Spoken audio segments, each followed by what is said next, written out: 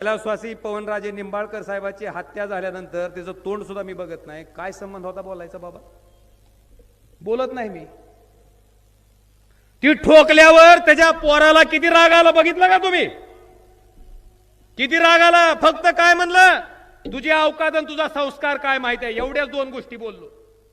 रात्री 12ला काही एकला व्हिडिओ करून काय काय बोलला ऐकलं तुम्ही? तर नुसतं दोन शब्द तुझ्या बापाला बोलल्यावर एवढा राग येतोय. तुझ्या आजानं माझ्या वडिलांची सुपारी देऊन त्यांचा खून केला, किती राग येत असेल मला. काय वेदना असतील माझ्या, काय भावना असतील माझ्या, मला काहीच वाटत नसेल.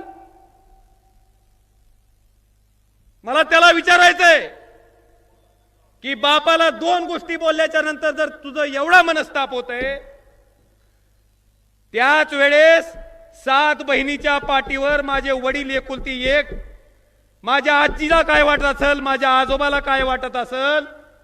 अरे तू ज्या वयाचा आज आहे तेवढंही वय आमचं नव्हतं, त्याच्यापेक्षा बारके होता. काय वाटत असेल आम्हाला, काय भावना असेल आमची.